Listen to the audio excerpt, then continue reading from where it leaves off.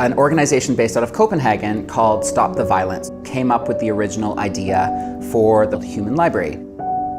And they, as artists, were trying to figure out a way to get their community talking artistically about notions of hatred and prejudice and misunderstanding and the assumptions we make about people that we envision to be drastically different from ourselves.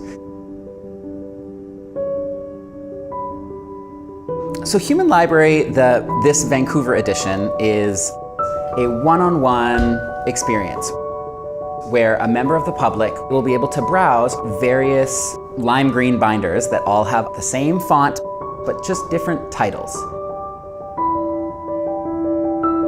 There's no information regarding the gender of this book, the age of this book, any details about this book. They're just looking at titles and thinking, huh, that sounds interesting, or I have no idea what that means.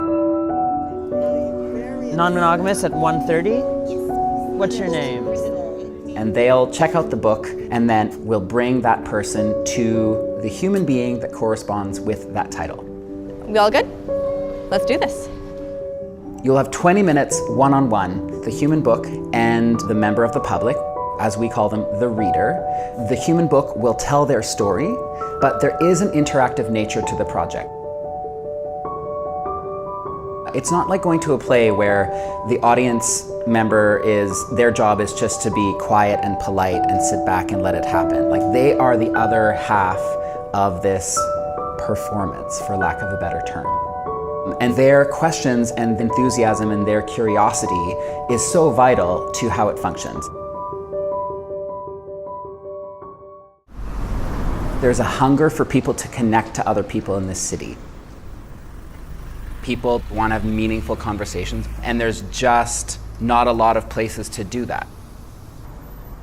It's no surprise that when the Vancouver Foundation released their study of the health of the city, the number one concern of Vancouverites was not the rising price of housing, was not public transit, it was not how depressing the weather can be. It was loneliness. Loneliness. Loneliness and isolation, the number one concern. What I really admire about Human Library in its format is that it creates a safe space for two people to have a meaningful conversation. We all have a multitude of Human Library stories within us, but I'm most interested in the core humanity of us incrementally changing the world.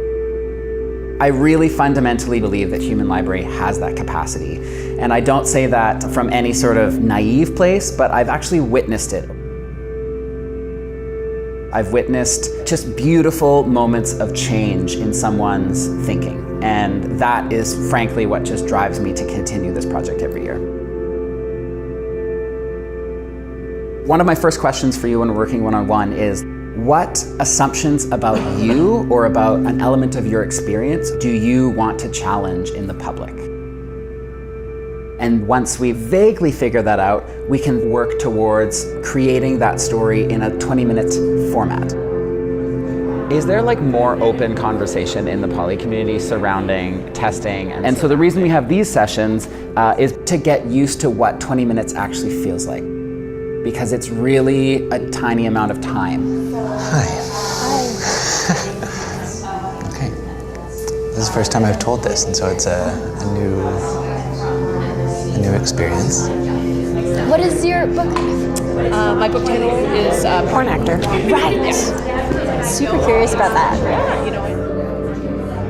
It's kind of profound for people to be willing to share and be vulnerable with strangers.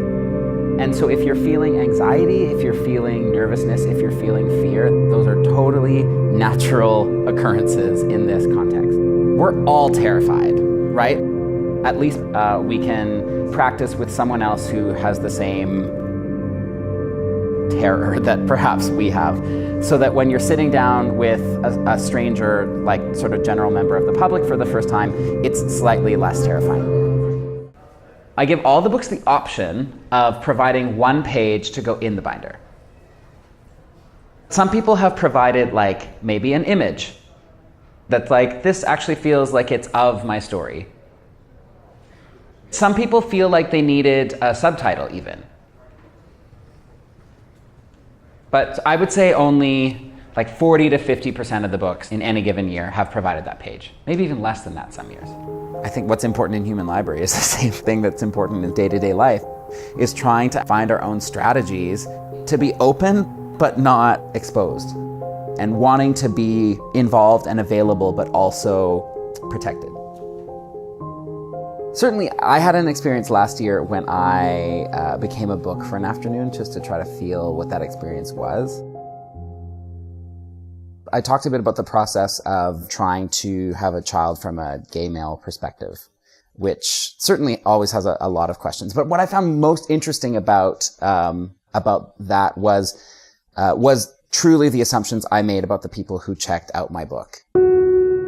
And I think for me, what the most interesting element of the book experience was, which I find is a similar experience as a reader, is sort of the process of dismantling the assumptions that we make about the person across from us. You do sort of create a notion of who this person across from you is. It's a basic human narrative quality that we try to fill in the blanks. And so based on what I'm seeing across from me, I sort of decide who this person is in some capacity. And then over the course of those 20 minutes, based on the questions they're asking, based on how they're engaging or how they're removing themselves from what's being shared, it feels like there's a constant learning and unlearning happening. And that's something that I just find deeply hopeful. The project captures that element of the unknown between strangers and trying to sort of make sense of it that we go through on a day-to-day basis. We see someone on the SkyTrain and we try to make sense of or imagine what their life is. And so for 20 minutes, both the reader and the book get to do that with each other. I think we learn a lot about how we exist in the world through conversations with strangers.